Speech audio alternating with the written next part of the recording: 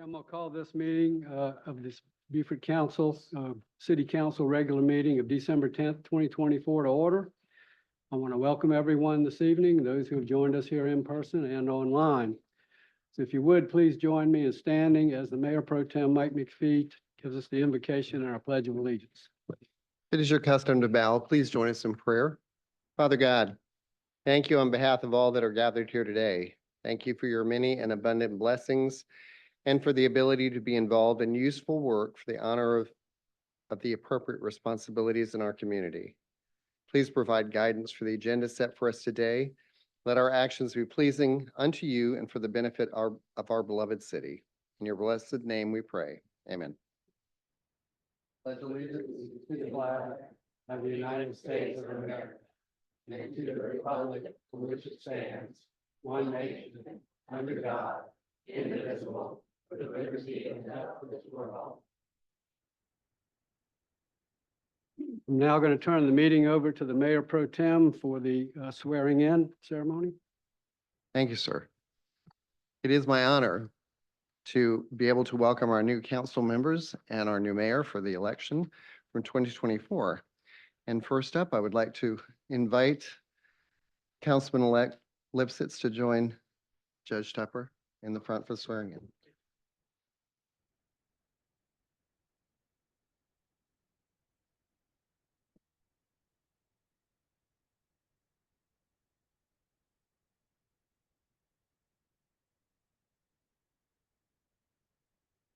That's fine.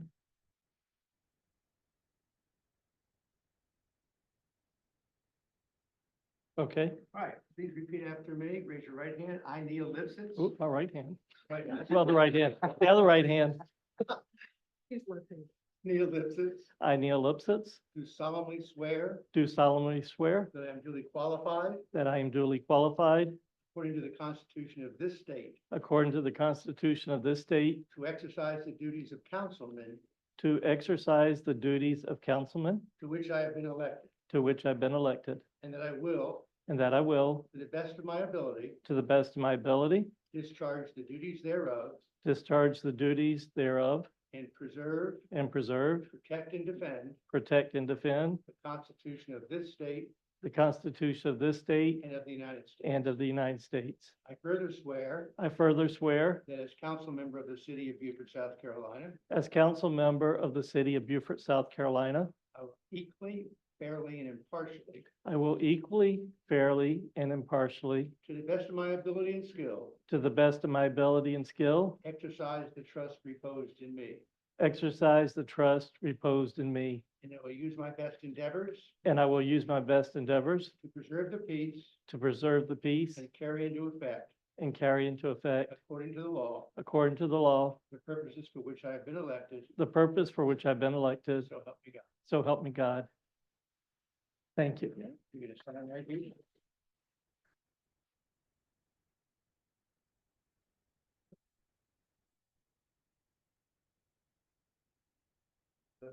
Okay, There you go. Here's it. thank you.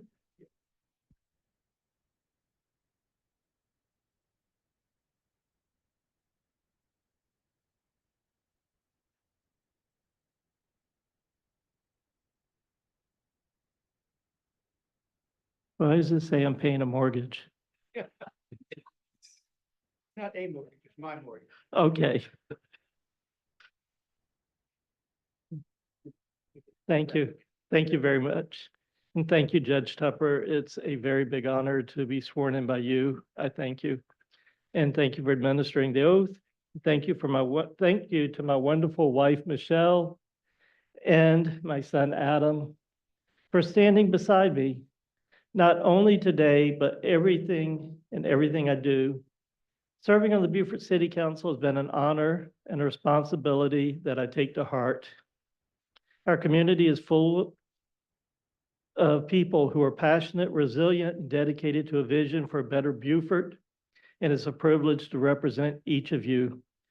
As I took this oath again, I commit to continuing the work we've started, building on our progress and addressing the needs of our citizens with integrity and dedication. Together, we can make Beaufort a place where every voice is heard, every opportunity is seized, and every person feels valued. Thank you for your trust, and I look forward to what we'll accomplish together in the coming term. Thank you.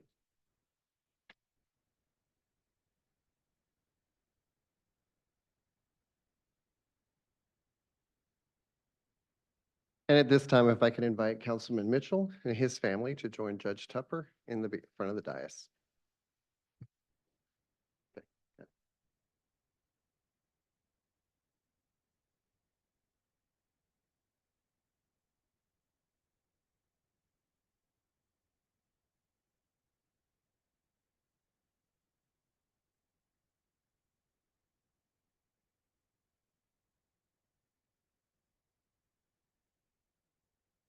Right hand. Harold Mitchell, I, Harold Mitchell, do solemnly swear do solemnly swear that I am duly qualified, that I am duly qualified, according to the Constitution of this state, according to the Constitution of this state, to exercise the duties of councilman to exercise the duties of councilman to which I have been elected, to which I have been elected, and that I will, and that I will, to the best of my ability, to the best of my ability, discharge the duties thereof, discharge the duties thereof, and preserve, protect, and defend and preserve, protect, and defend the Constitution of this state the Constitution of this state and of the United States. and of the United States. I further swear I further swear that as council member of the city of Beaufort, South Carolina, that as council member of the city of Beaufort, South Carolina, I will equally, fairly, and impartially, I will equally, fairly, and impartially, to the best of my ability and skill, to the best of my ability and skill, exercise the trust reposed in me. exercise the trust reposed in me, And I will use my best endeavors and I will use my best endeavors to preserve the peace, to preserve the peace carry into effect, and carry it into effect according to the law, according to the law, the purposes for which I've been elected. the purposes to which I've been elected. So help me God. So help me God.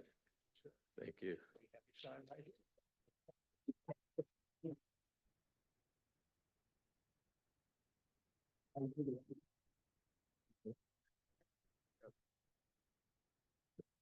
Yes, sir. Thank you.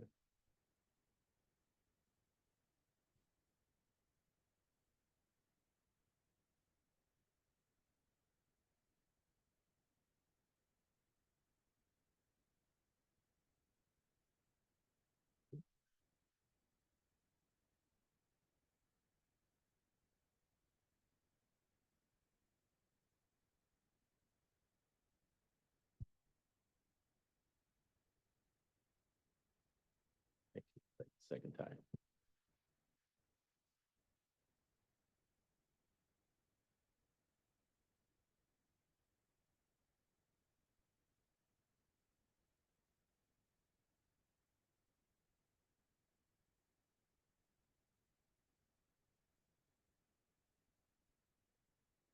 Well, good evening, everyone. Thank you, Judge Tupper. Second consecutive time, so it's a good thing. I thank everyone for your presence, both here in the chambers and online. I thank everyone that participated in our election process that led to my re-election to serve as your councilman at large for a second consecutive four-year term. I thank you for participating in this most important democratic process, whether you voted for me or not. I thank the many of you that opened your doors and allowed me or a member of my re-election team to engage with you in conversation regarding my campaign and to ask for your vote. I thank the many of you that granted me permission to place my campaign sign in your yards or on your properties. I also thank the many of you that supported me, even though you might not have been able or eligible to vote for me. And now, most importantly, I wish to acknowledge my most ardent supporter in the whole wide world, my wife, Kelly. I thank you, sweetheart.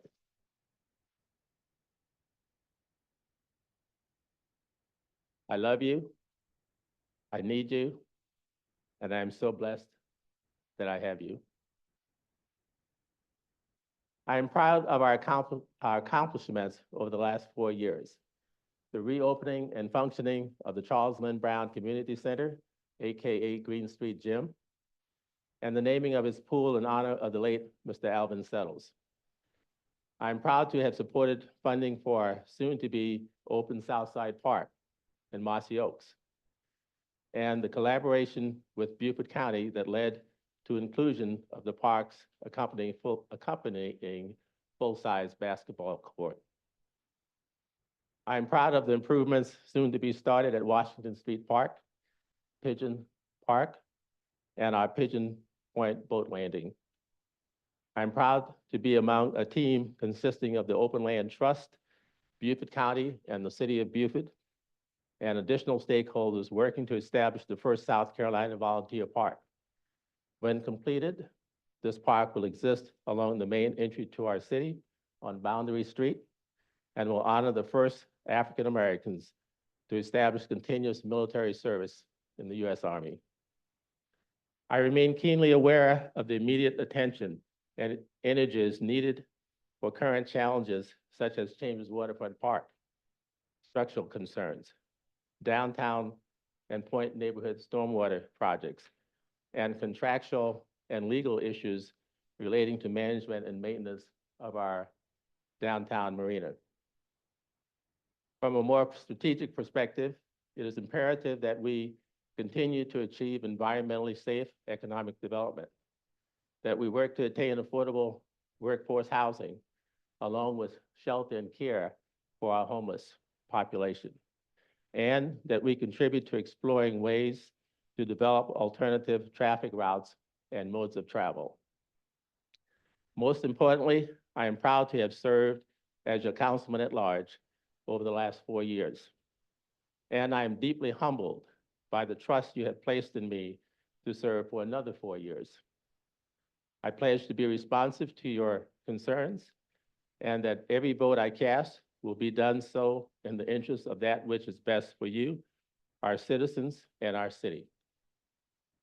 Regardless of the issues or concerns, I remain confident that with the combined efforts of our citizens, boards and commissions, staff, city manager, and my fellow council members, we shall effectively arrive at solutions to our challenges that are best for our citizens and for our city. Thank you.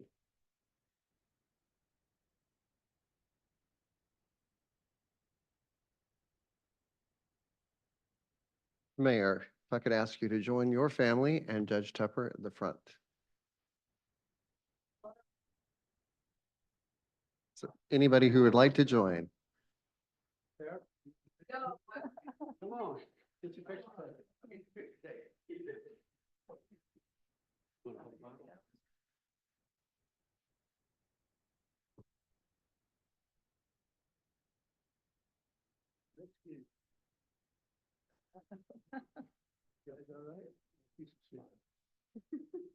Do this, right?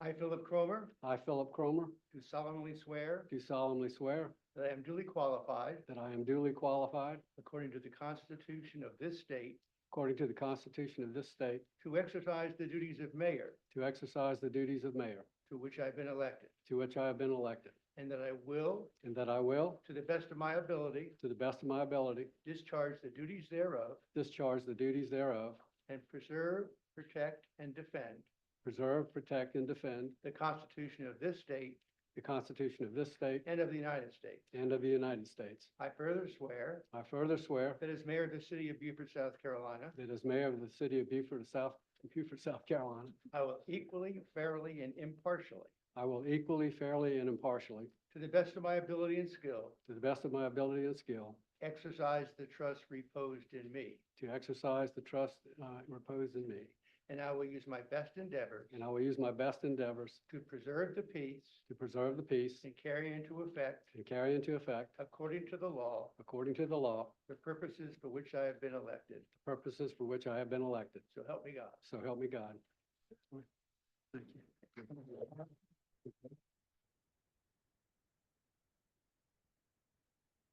I can put it on here instead.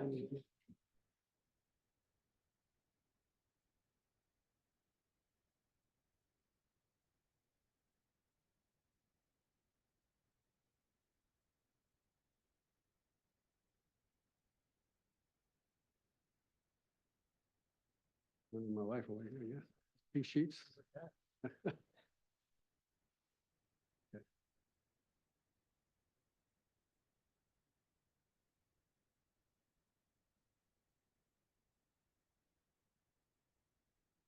Thank you.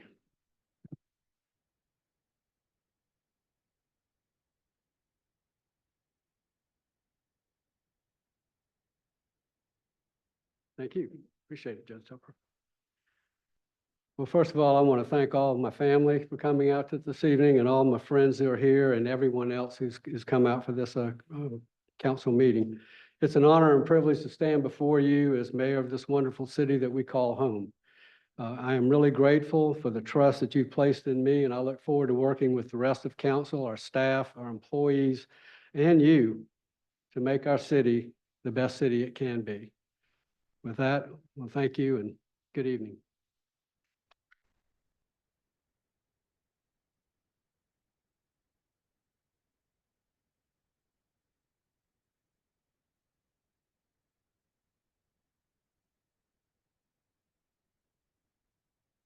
Oh, okay. All right, and now, next on the agenda is Mayor Pro Tem election.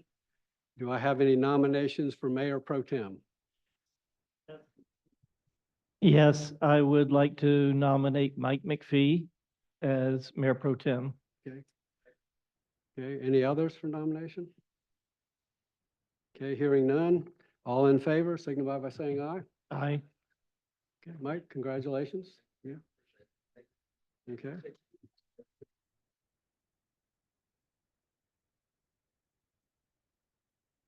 Okay, next on the agenda is the public comment on agenda items.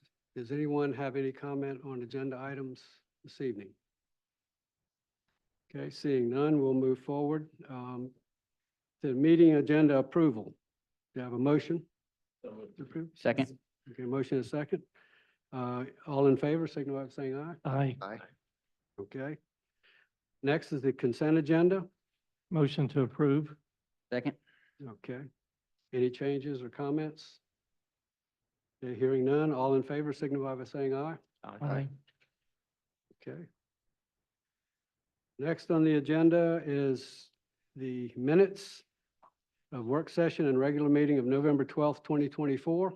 Motion to approve. Second. Okay, any changes? Hearing none, all in favor signify by saying aye. Aye. Aye. Okay. Next are the minutes for the special work session of November 19th, 2024. So moved. Second. Okay, any changes, comments? Hearing none, all in favor signify by saying aye. Aye. Tracy, you'll show me as being absent. Thank you. Okay. Okay, moving on to new business. Authorization to allow the city manager to enter into a memorandum of agreements with the Beaufort Jasper Water and Sewer Authority for cost sharing of utility relocation on the downtown point drainage projects. So moved. Second. Okay, JJ, brief, Good evening, council. good evening. This would be two memorandum of agreements.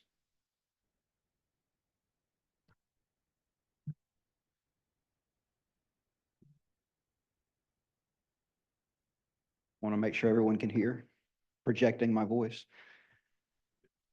Council, this would be two standard memorandum of agreements with Beaufort Jasper Water and Sewer Authorities. The templates that you have in your packet come from the South Carolina Department of Transportation.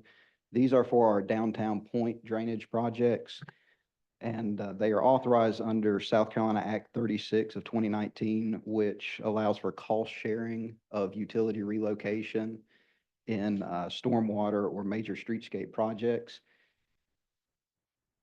This limits the amount of funding that the city would have to put towards any design or actual utility relocation to 4%, a maximum of 4% of the total cost of the project. If you go on page 69 in your packet, section 3, funding, that's laid out that the city shall bear all of the relocation costs, including design costs, up to 4% of the original construction bid amount of the project. And then that's reemphasized in item 3 under the same paragraph. 4% of this estimate will fill in those numbers. This was actually calculated into the budget application for the grant. Now, because we've had to change some scoping around on these downtown projects, the engineers are working to update what those construction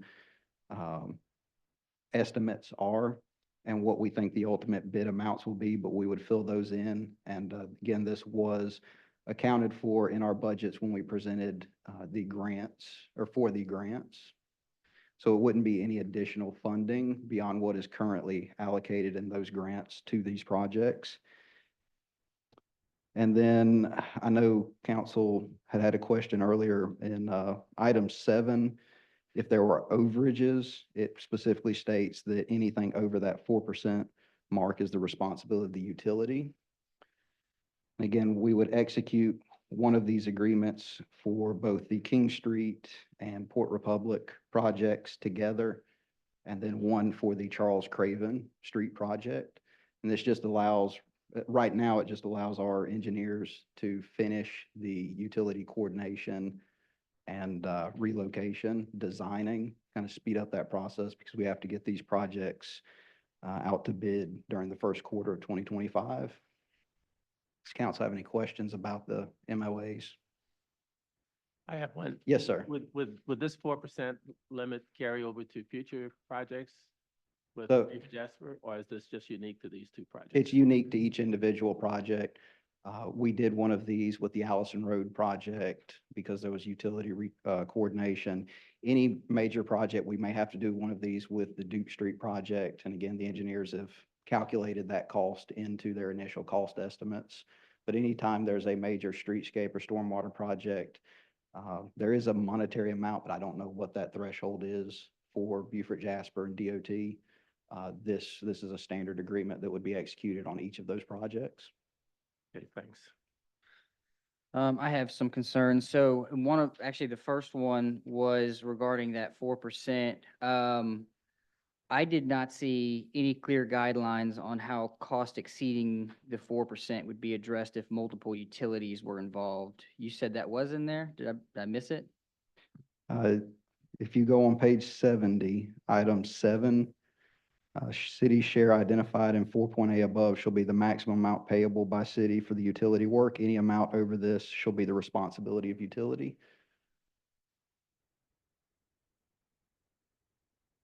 Okay, and that's speaking to any amount over the 4%. That is correct, sir. Okay, so I'm gonna strike that from my list. All right, so I have 7 more, so I'll try to Okay. make this quick, but do you want me to go through each of them, identify them, and then speak to all of it? Yeah, that, Okay. Or I can we go can just, let's just go one by one. one if by that's one? Okay. Okay. Yep. So in section 6, clause 3 states that upon utility's acceptance of the utility work, the utility takes sole responsibility. The concern, if the work is not performed to satisfactory standards before acceptance, as it places the burden of responsibility and liability entirely on utility, potentially leaving the city exposed if issues arise post-acceptance. So didn't know if we need to clarify language there.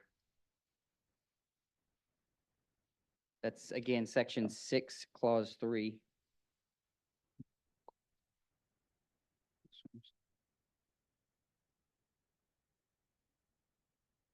I don't believe that would create any liability to the city. create all the liability for the utility, because once they accept it, it becomes their sole responsibility. Under paragraph, or item 3, section 6, general conditions. Is that correct? That is, yep. Yes, sir. Okay. That was part of my concern, is that it places the entire liability on the utility, and it potentially leaves us exposed if there was an issue to arise after they accept that. But if you say there's no concerns there, I'll move What on to would the next be one. the issue that you would be concerned with us being exposed to, sir? So I drafted some language that I thought could be added, and it kind of captures what my concern would be. But basically, if it stated something to the extent like, prior to acceptance of the utility work by the utility, the city shall have the right to conduct a thorough review and inspection to ensure compliance with the agreed specifications. Acceptance will be formalized in writing and shall not occur until any deficiencies identified during the inspection are adequately addressed. So I guess I just didn't see that it was captured that, we would do a thorough review and inspection to make sure that none of those deficiencies existed. Yeah, so we would not, or the utility would not accept the equipment until we had completed substantial completion of the project, and we had agreed and reviewed everything, and our engineers had signed off on it. We wouldn't even make it to that point without our engineers completing the project, and that would be a part of the grant closeout as well. We would have to have our engineers sign off on all aspects of that project before it could ever make it to handoff under this agreement, if that makes sense. So there's something else in writing that would capture that, not necessarily this contract. That's correct. All right. Third one. So section 5, clause 1, the utility is responsible for acquiring necessary permits, but it's unclear whether the city has any obligation to verify that these permits are in place before construction starts. This creates a risk for the city if the utility fails to secure necessary permits. So all of these projects would be permitted directly under our permits. We've already actually applied for, like, the King Street project. We've already received the majority of our permits based on the preliminary designs. Our contracts with the engineers for the project and the way Beaufort Jasper has been handling these, allowing the project engineers to do the final design of any utility coordination or conflict boxes, what they generally call them. It all occurs underneath the city's permitting. So we have to have all of these permits in hand before our granting agencies, RIA, SCIP, and SCORE will even allow us to bid the projects out. So in the event that we're doing something and it's not, say, with a grant, it lists in here that the utility's responsibility is to get permits, and then lists such as DHEC. But I guess I'm saying there at no point in here in this contract is it captured that we would verify that they have all the permits that they need. And so I wouldn't want the city to be liable if, in the event, a permit was not gotten prior to work starting, and then work starts and we have to go back and address that issue. So I know that if it's addressed in the event that we're getting a grant, fine. But in the event that it's not, and I guess this is language that would be used anytime that we're doing utilities with Beaufort Jasper, correct? That is correct. Okay. So I think because of that, there would be value in adding language that would at least ensure that we do our due diligence and make sure that all the necessary permits have been gotten and are submitted to us to review those prior to work. And again, I did draft language that could be added that would cover it, but we can move on to the next one. And then if we need to come back around, we can. Okay. I apologize. Did you state what the next one was? The next one is section 5, clause 3. Mhm. It indicates that if there are errors or omissions in the construction plans provided by utility, they assume responsibility. This does not specifically address how the city would be compensated for delays or extra cost incurred due to such errors, which could pose financial risk to the city. That's 5, clause 3. That would generally just be a breach of contract claim. You would be, we would be pursuing actual damages that would be calculated at the time. Okay? We would need to cover ourselves for, I don't think you could put every potential situation that you could run into on a major construction project into. nope, and the I'm not saying that you could. items. I just think if there's a way for us to strengthen the language, if this is something that we're going to be using over and over again, it would be to our benefit to cover ourselves the best that we could. I'm approaching a line of giving legal advice at this point. I'd like to remind council, I'm not a licensed attorney in the state of South Carolina, but this has been reviewed by our city attorney, and as a practicing attorney in North Carolina, I have no concerns from a liability standpoint with that language.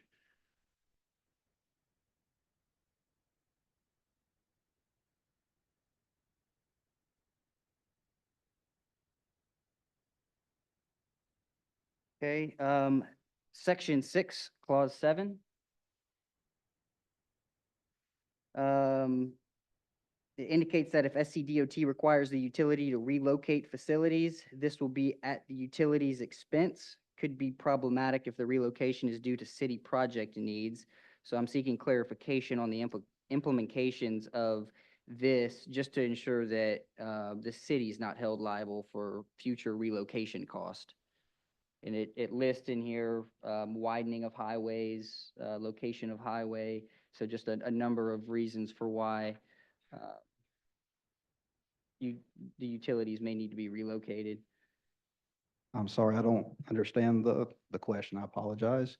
I'm just trying to make sure that there's language that covers us in there to where the city would not be liable in the event that we have to go back and say we're widening the road and have to move the utilities again. This Mhm. puts the burden on utility to cover that. So if Mhm. we go back to them to try to get them to cover the cost of moving those, Mhm. I just want to make sure that it's clear in here and that we don't have financial obligations to pay for moving those utilities. Yeah, no, I think that's the intention and pretty clear of item 7.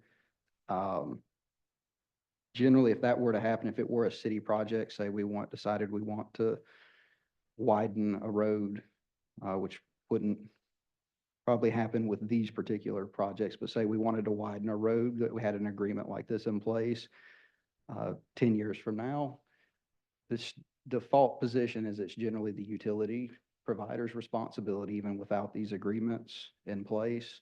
That would most likely trigger another review, which would trigger another one of these, if it hits that threshold, another one of these 4% agreements under Act 36. And that would be assessed on a case-by-case or project-by-project basis. And that one was just more for my clarification. Sure. So next one is section 3, clause 9. The stipulation that the city reserves the right to approve change orders that are less than 10% of the bid price could lead to disagreements regarding what constitutes a necessary change. The term upfront necessary, I think, should be clearly defined to prevent any disputes. So the term in definitions just talks about what's the adjustments just Yeah. needed by the city's project, and it's not really clear on what's deemed necessary.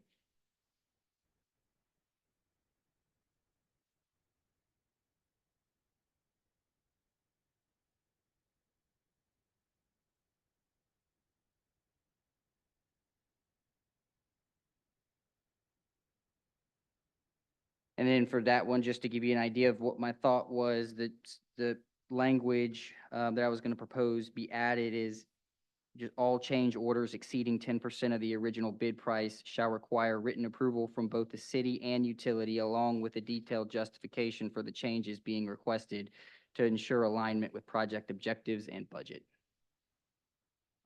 I can have the city attorney review that language and we can send it to Beaufort Jasper and see if they will agree to that.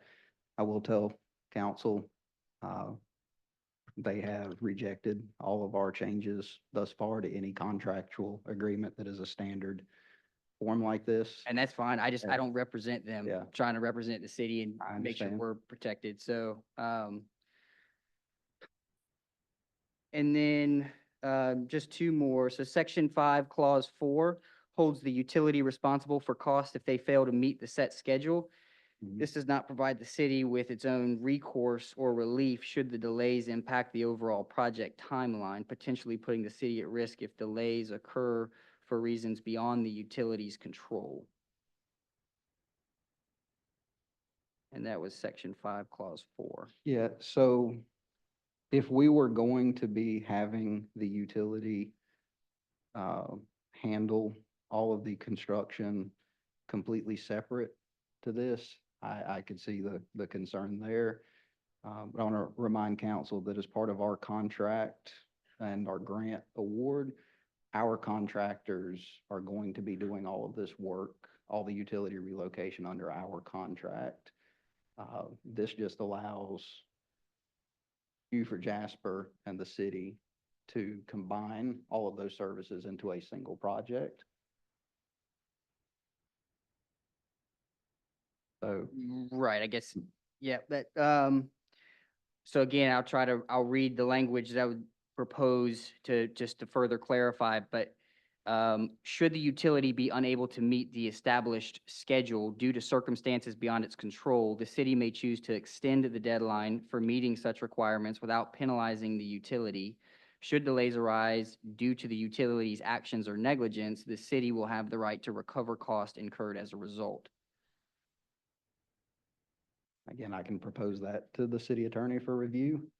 So it sounds like that's kind of the way this is gonna go. So what I plan to do is I'll give you guys this and then you could pass that to the city attorney. And if he thinks that we need to just beef up or clarify any of the language, I know that for myself, I would stand in favor of doing so because I do think that some of the ambiguity in the language here, doesn't allow us to be as protected as I would like to see. JJ, is this a standard form? This is a form that was created by the South Carolina Department of Transportation, yes, sir, Okay, that's used on all DOT projects across the state and most municipalities and counties. Yes, sir. okay. Following up to Phil's comment, if this is a standard form used across the state, would it be as safe to assume that it's already stood the legal test? Again, not wanting to provide legal counsel, but it has been reviewed by our attorney, by DOT's attorney and Beaufort Jasper's attorney. And it is a common practice in the state.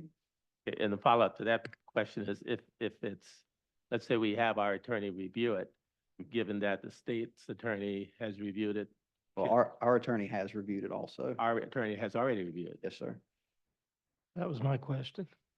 Yes, sir. We don't bring agreements or contracts before council without having a city Yeah, attorney. That was where review my them line as of well. question when it was going. So you kind of got there before I got there, Yes, but sir. that's what I was trying to get to. Yes, sir. Councilman Scaletti, I apologize. Did you have one more? Yeah, Point that you- so section 6, clause 8.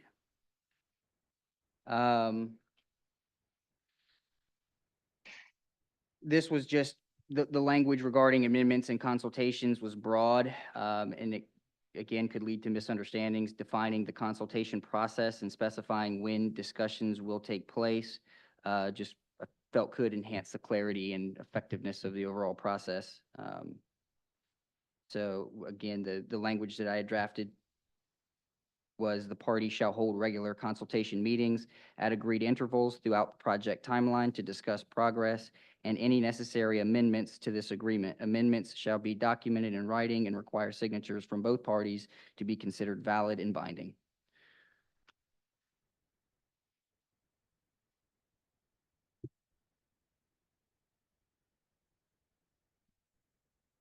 Anyone else from council have any questions or concerns or comments? You're going to take what Councilman Scaletti under advisement, take it to our city attorney and. We Okay. can, yes, sir. Sure. We would need I mean, you could postpone a vote on this. That would create a potential, if we weren't going to readdress this, well, we'll be having a special meeting, so we could readdress it at that point. Or you could proceed with an up-down vote based on feedback from the city attorney of Mr. Councilman Scaletti's comments and feedback. Is there a timeline to get this done? We do need to get this done this month because we have to complete the utility coordination by the end of January. To have the project out to bid in February and go into construction the end of March, 1st of April, awarding a contract for construction. Yeah, and just to be clear, I wouldn't want to delay this at all, and I understand the need to get it done. I guess my point is if this is something that we're going to be using over and over again, I would at least like for it to be, protect us as much as we can be. And if that means we move forward with it now and have our attorney review it again, maybe with this language and see if he feels any of that needs to be added or if things can be clarified. And then we come back in another meeting and address those issues. I'm okay with that too. I mean, we can do it either way, just do understand if we make changes to the agreement, we want to get feedback from Beaufort Jasper's legal Sure. counsel to make sure they're not just going to outright reject it because this has to go in front of their board as well. Understood? That would put us significantly behind if we ran into that boat. I say we move forward and you can present it to the attorney, then if we have to do something, but hopefully everything's good since it's already been reviewed. I'm still not clear on, let's say we delay it, we take it to our attorney agrees with some of the language that Josh has suggested.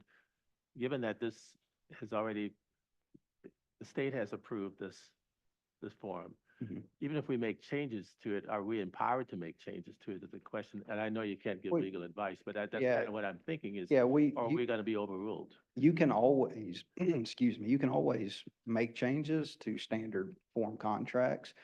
The question would be, is the other party to the contract willing to agree to Right. those changes? I suggest we go forward as Neil suggested, so that we don't endanger the whole process. So just to clarify, council, if council takes an up-down vote, we would move forward with the contract as is, turn it over to the city attorney with Councilman Scaletti's proposed changes. Staff would act upon the legal counsel's advice. If there's any changes, we would send it to Beaufort Jasper's team. If they're good with it, we would proceed. If they were not good with it, do we want to proceed with the standard form, or do we want to come back to council at that point? Pleasure, council. Could I just ask one other question? Go ahead. Yes, sir. So doing this back and forth, Yes, sir. could Jasper just do nothing and kind of keep it the way it is, if that's their desire? I mean, could we run out of time too? They could, yes, sir. We have run into that on, I've brought several easements forward with council, bills of sale. That fortunately, we had those conversations, all that back and forth before it went to council. Council didn't have the questions, but all the proposed changes, edits that our legal counsel made to the standard form, their legal counsel refused to acknowledge it or accept it. I think we should move forward and, like I say, turn it to the legal counsel. I think it's been proven enough that it's gonna be legally sound. I say we go ahead and take it to legal counsel anyway, and if the language is good, then we go with it. Let's go ahead and vote on it and, see where we stand on that. So all in favor of this authorization to allow the city manager to enter into this memorandum of agreements with Beaufort Jasper Water and Sewer for cost sharing of utility relocation on the downtown and point drainage projects, signify by saying aye. Aye. Opposed? Thank you, council.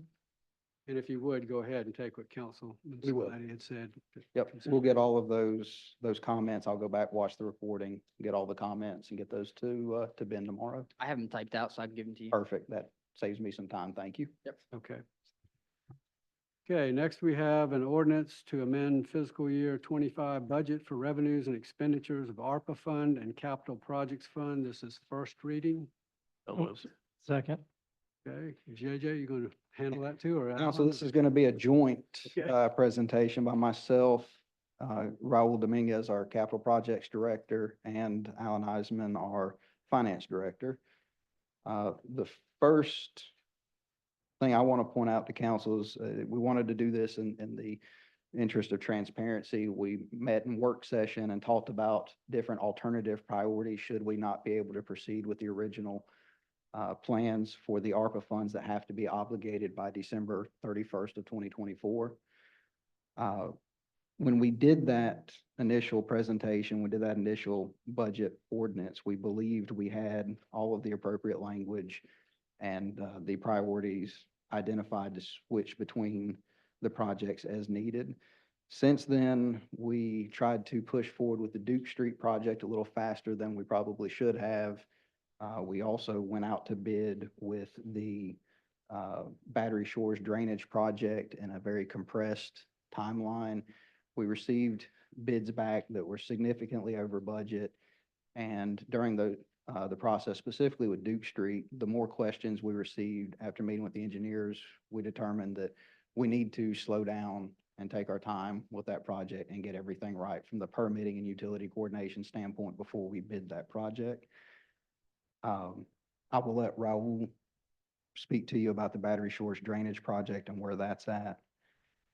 During that same time period over the past few weeks, Alan's been working with the Department of Treasury and Municipal Association, and we determined that the interest earned on ARPA funds is not subject to to the December 31st, 2024 deadline. So as of the writing of this ordinance, Alan had gone back and checked to make sure we had an accurate number, but our interest earned was $566,621. So that's part of the original amount that was brought forward to council that we were trying to get obligated. We have pulled that out now because it does not have to be obligated by December 31st. And if you'll remember, our budget for the Duke Street project was $600,000. Our intention would be to leave that $566,621 where it is, and that's all to go towards the Duke Street project as we finish things out. And if we need to add additional funding to that at the first of the year, we would come back to council with a proposal for that. We're making some really good progress on that project. We're just in the utility coordination and the DOT encroachment stage of that project. It's designed and we're just waiting on that utility coordination to get a final design. So we want to keep that full steam ahead approach there. That leaves us with approximately, or depending on how these projects come back exactly with bids, $243,756 that have to be obligated by December 31st.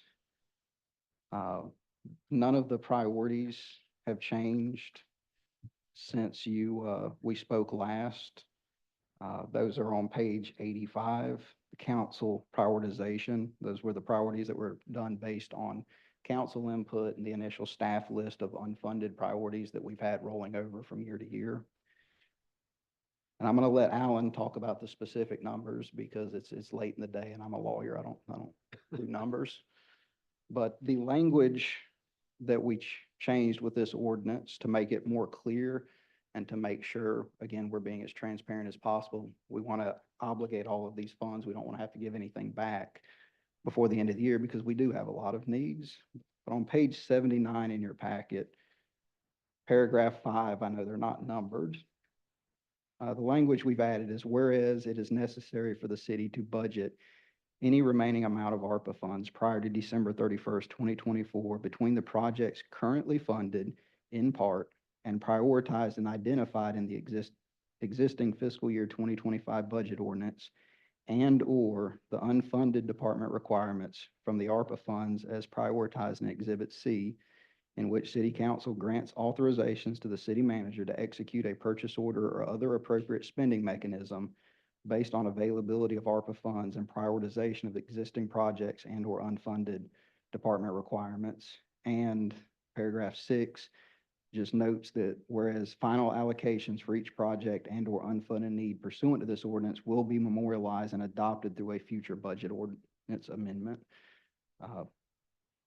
We believe that language, after meeting with the city attorney, provides the flexibility that we need depending on what the bid on Otter Circle comes back as and which of these unfunded needs, starting with number 1, which of those quotes come back within budget and we're able to get the quotes that we need.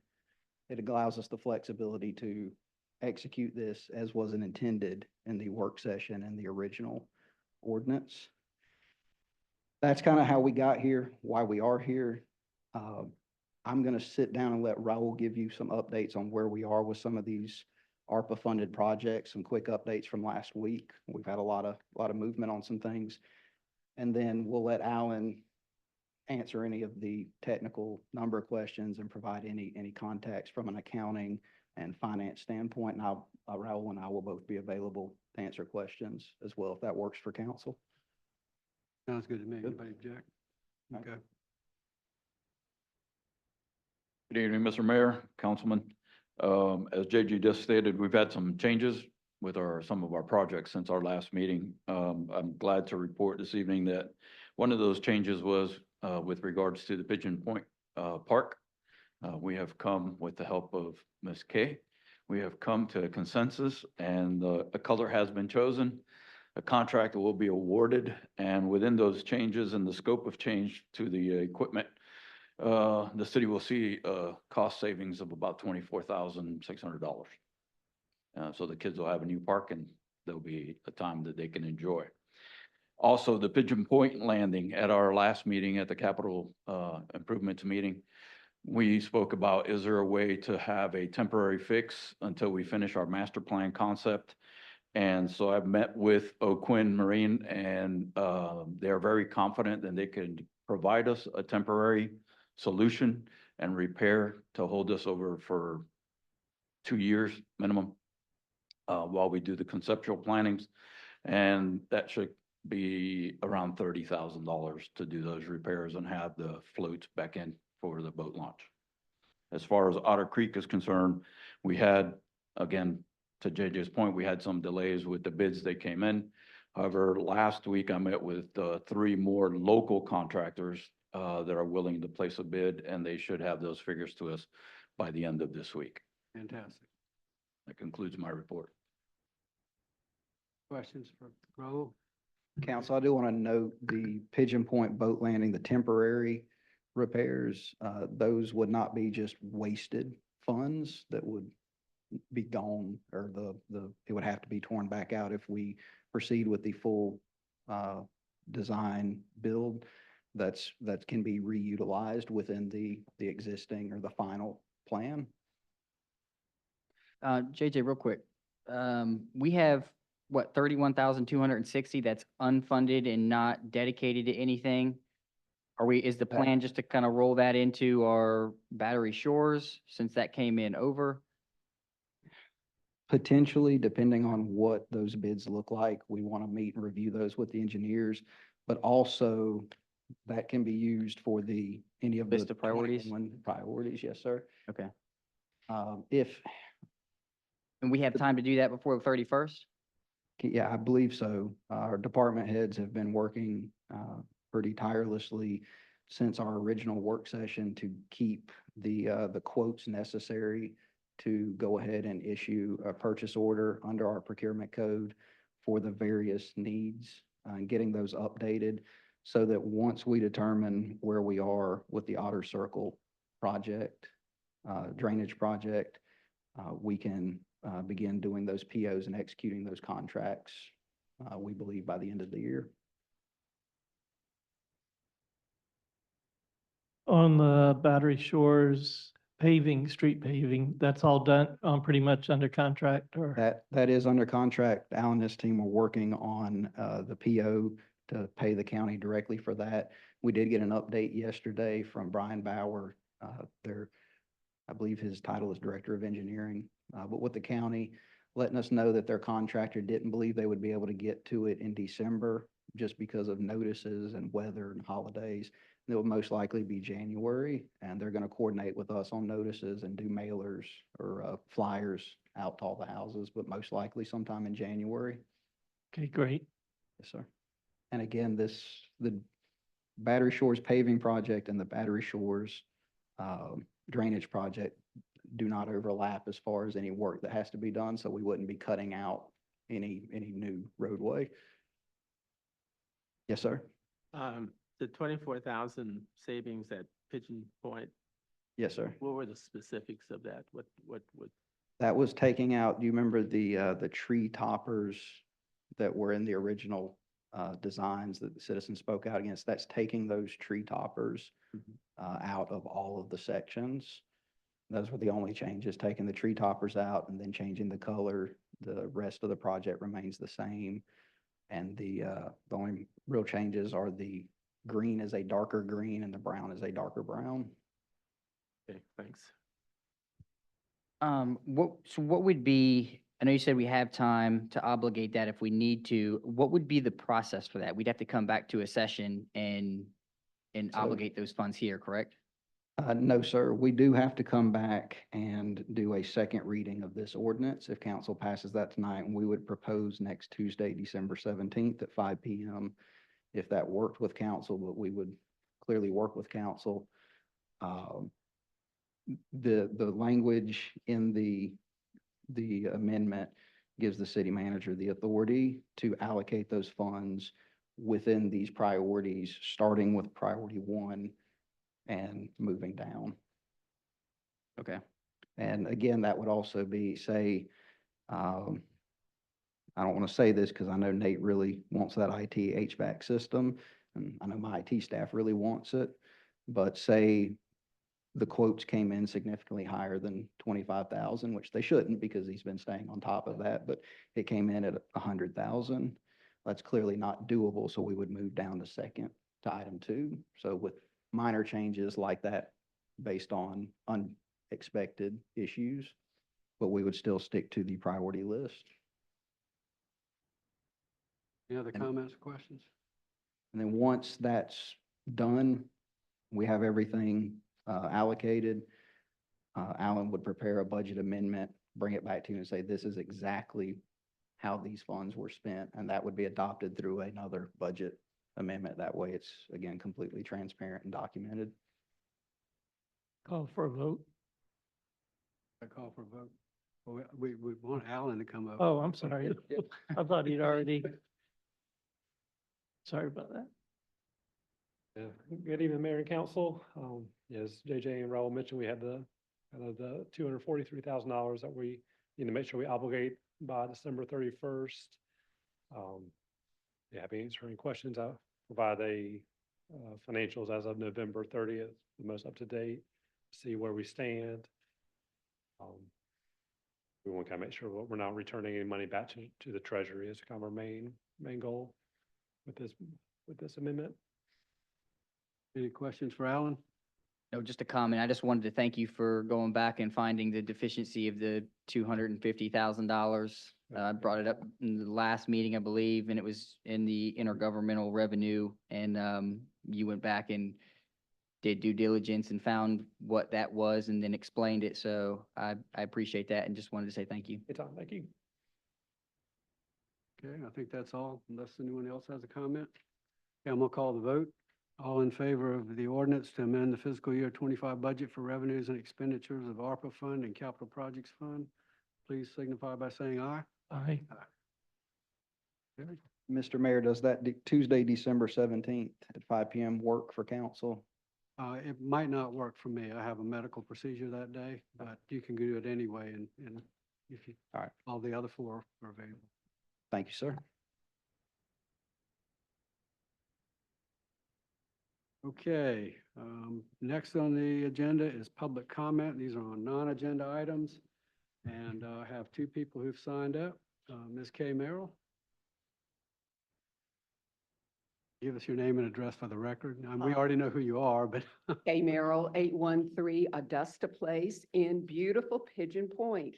And that's what I want to talk to you about. You all remember, with the exception of Mr. McPhee, who wasn't here, that we had a fairly lively discussion at this capital improvement projects meeting a couple of weeks ago, at which some of us in Pigeon Point took a little exception to the original plan for redoing the playground at Pigeon Point Park.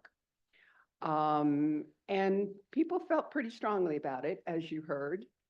I'm happy to say that this terrific team jumped on our concerns, made available a meeting time for us to meet with representative of the equipment company. And we came up with, and Mitch, you mentioned it, we've saved some bucks in the meantime. But what we've done is reduce the kind of wild colors that we think is going to make things fit really better into that little park that's sort of nestled into our little community. So I'm here to thank this team, wherever the team Raul's is. behind you. Yeah. They're behind me. I'm thanking you, Raul. He's not listening, but this team really came together on behalf of our neighborhood to do what we think is right for the neighborhood in the long term. For kids, for the neighborhood, for the people who live around the park. It was just a really good example of the city listening to our concerns. And I will tell you that when we polled people online with this new plan, many people responded and said, thanks to the city for making these changes. So thanks to you all for doing this. Thank you, Ms. Merrill. For Happy holidays to all. Same to you. Okay, next, Mr. Dan Blackman.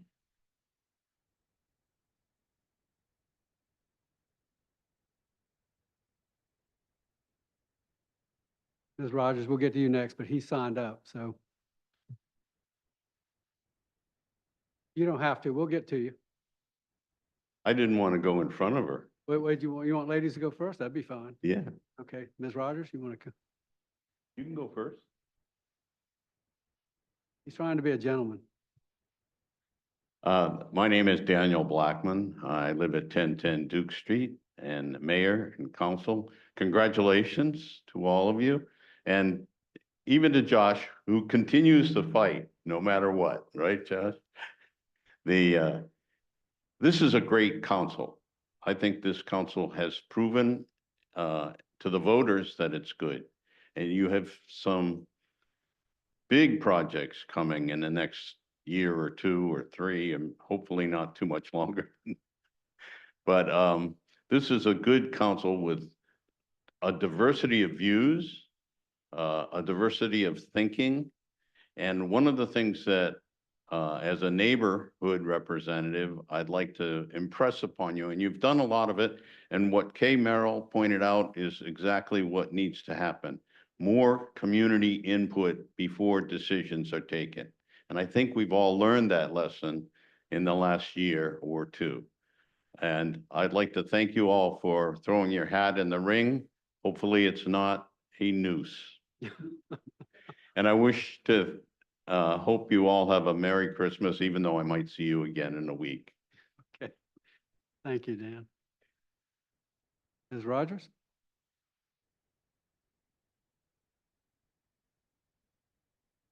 I apologize, Mayor and Council. I did not know you had a sign-in sheet. And of course, I slipped in at the last minute and the sheet was already with you.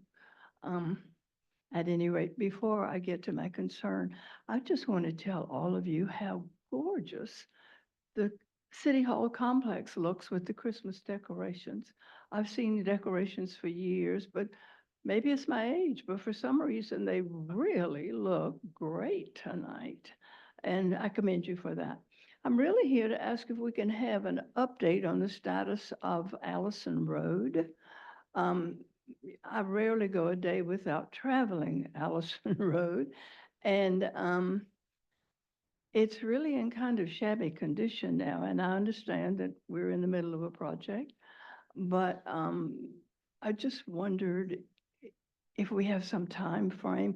Most of us have learned to go down Battery Creek Road now and go a few blocks out of our way in order to avoid the rough edge when you're heading toward Rebo Road. The right side, if you meet a car there and you need to get over, is kind of like a rub board, and none of you are old enough to know what a rub board is. But it was a thing that in the olden days, people used to wash their clothes. They rubbed it, instead of doing this with hands, they rubbed it on what was called a rub board. It's just a rough surface. Anyway, if you could give us a status report on when that will be completed. And trust me, I see those workers all the time. It's not that it's being neglected. They are working. Thank you. JJ or Raul? Yeah, Mr. Mayor, your prerogative, we can have Raul give a quick update on Sure, Allison Road. absolutely.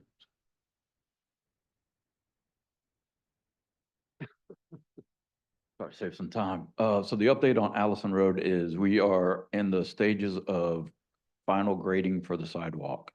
There was some delay with, some cables that were snagged at the end by Battery Creek. Those have been repaired. The lights have been in place. So we're just waiting for the sidewalk to be, framed and the concrete to come in. We were hoping to start that yesterday, but the contractor's been delayed somewhere else. Hopefully there'll be, by the end of the week, that'll be done, and next week the concrete will start to be poured.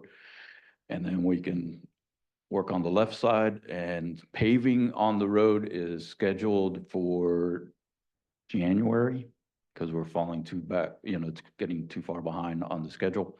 And the temperatures, we got to make sure that the DOT mix is correct and they approve it. And so it's a little bit of a process to have that done, but we're looking at the beginning of January for that road to be paved. If they're going to be paving, is it going to be at night? Everything's gonna be done during the day. So they'll close the road? Hope that helps. Yes, there'll be traffic control while they do Okay. each lane. Yes, sir. Does that answer your question, Ms. Rogers? Okay. All right. Anybody else for public comment on any non-agenda item? Okay, hearing none, we'll go to reports. City Manager? Good evening, Mayor and Council. It was a great weekend full of holiday activities. Thank you to the downtown operations staff, Public Works, and literally dozens of volunteers for a great kickoff to our holiday season. From the night on the town and the tree lighting on Friday to the weekend gala Christmas celebration to the Water Festival sponsored boat parade on Saturday to the parade through downtown on Sunday afternoon, it's pretty clear we know how to celebrate holidays in Beaufort. Just saying, we are in the best part of the Low Country. Hallmark Studios could take lessons from us. We have a Wreaths Across America event on Saturday, December 14th at National Ceremony. A brief ceremony recognizing each branch of service will begin promptly at noon, and the public is invited to help place remembrance wreaths on all the headstones. To sponsor a remembrance wreath, go to wreathsacrossamerica.org or email waabufort@outlook.com. Pleased to announce that the Southside Park ribbon cutting ceremony will be on Thursday, December 19th at 2:30 p.m. We'll be celebrating the much anticipated opening of Phase 1 of the park. Hope you can all join us. City Hall and non-emergency city functions will be closed on Wednesday and Thursday, December 25th and 26th in honor of the Christmas holiday, and will also be closed on Wednesday, January 1st, 2025 in celebration of the new year.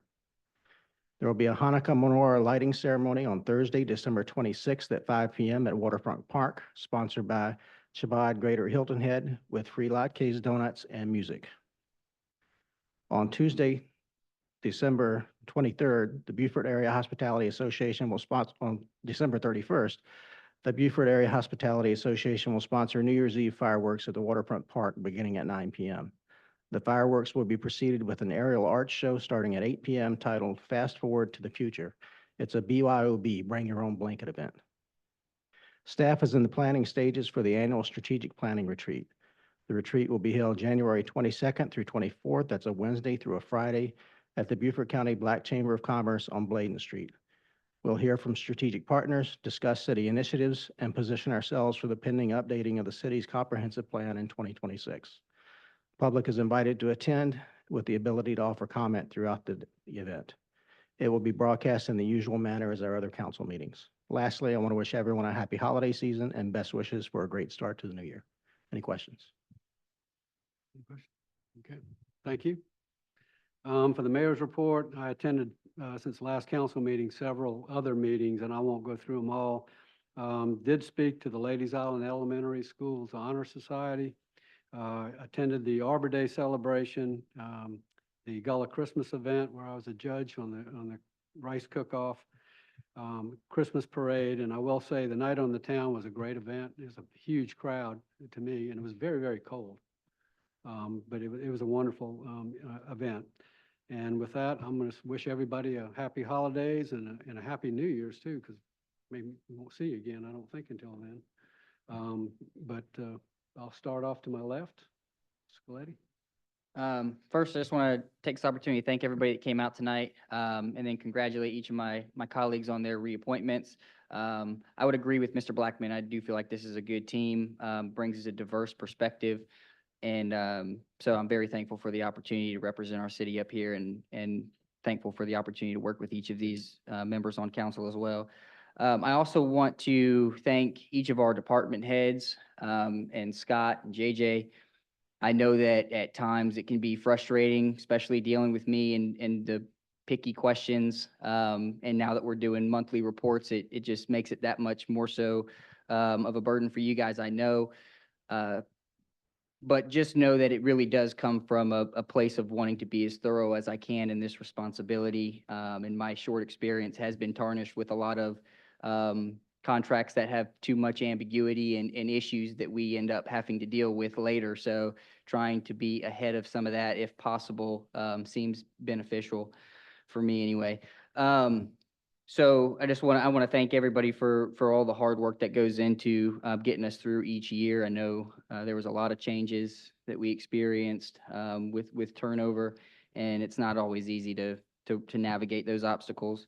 First Friday was a great success downtown, and it usually is. So thank you, Linda and Ashley, for all the work that went into organizing that. And I had Leadership Beaufort earlier that day, and even though there's so many highlights each and every time we go through that, one that stood out to me this time was the Vocational Rehabilitation Center. I've been here my whole life, and I didn't know that was there, or I didn't know the mission that they try to accomplish, which is to try to find work for those who have mental illness or even felons who have a hard time getting a job. So they basically take them under their wing. They have a factory or a workshop in the back where they can work for a period of time, showcase their abilities, and get paid for it as well, and ultimately score a job long-term. So I was very intrigued by that and happy to learn that we have it here locally. And really, that's all that I have. Wish everybody a happy holidays. If we don't see you again, it sounds like we might, but if not, happy holidays, and we'll see you next year. Okay, I'm going to go to my right. Councilman Mitchell. Again, good evening, everyone, and Merry Christmas and Happy Holidays before I say any more. I too attended a number of ribbon cuttings. They're always a lot of fun to welcome new businesses to town. I want to mention there were numerous. Also, I have been enrolled in the Beaufort County School District University. We've had 2 sessions now. I've attended 2. We've had 3. I've attended 2. And it's an opportunity. I still don't know how I was selected, but I'm glad I was. but they share with us, what makes the, school district, work, putting those pieces together. So I'm learning a lot there. Our next session is in January, got, December off. Also, I was privileged, at the mayor's request to greet, the kickoff for the, Gullah Christmas celebration. Their first event was, a symposium, regarding the environment and energy. So, on last Saturday, I, for the second time in the last 3 consecutive years, got to go up to the Citadel and participate in, Congressman Mace's, academy selection process. And, you ought to meet some smart kids, young men and women, participate in that. And I think it must have been the Beaufort contingent, because I think everyone that day, except for a couple of persons, were from Beaufort. Yeah, it was quite nice. Also, got to get back to town last Saturday in time to catch the end of the Gullah rice, Kinfolk Christmas rice competition. Vice Consul. They didn't choose me for the taste contest. The mayor was doing that. So I had to buy mine. But anyway, also, at Pearly Sioux, Anita Prather was recognized for, was presented a Lifetime Achievement Award for volunteerism. And in order to be considered for that, you have to have documented 4,000 hours of volunteer time. So Congressman James Clyburn came down from Washington to present that award to her. So it was a pretty big deal. And I got a chance to welcome him on the behalf of the city. So I got to welcome on the front end and on the tail end of that celebration. And I think that's all I've got. Thanks, everyone. Councilman McPhee? Well, first off, again, thank you to Downtown Operations for all the work on First Friday and the weekend events. I think they went really well. The parade was our largest parade in history from the number of units and the participation. And I thank the Lions Club for their continued support in the operation of and smooth operation of the parade. It was a greatly attended and a very well done event. So we appreciate that. Congratulations to my colleagues who were reelected. I appreciate their willingness to stick their necks out again to be part of the day-to-day operations and the policy of the city of Beaufort. It's most appreciated from my standpoint and from many of the citizens, obviously. We had our last LATS meeting for 2024. A lot of the robust conversation was around funding alternatives, given the fact that the referendum did not pass and the need for the projects that will not be able to be funded without that referendum over the next 2 years at very least. So that was the majority of that. We've had some additional information that's been sent out from surveys that have been done, and I think that's been shared from Stephanie Rossi with LATS, and it'll come to y'all in the next day or two as well. Wish everybody a great holiday season, and an additional thanks and appreciation to staff and council for my accommodation of absence over the last few weeks. I am recovering nicely, and I appreciate everybody's support and prayers. And I'll be running the meeting next Tuesday if you can't be here, since we're all falling apart. So Merry Christmas, Happy Holidays. Appreciate it. And last but not least, Councilman Lipsitz. Thank you.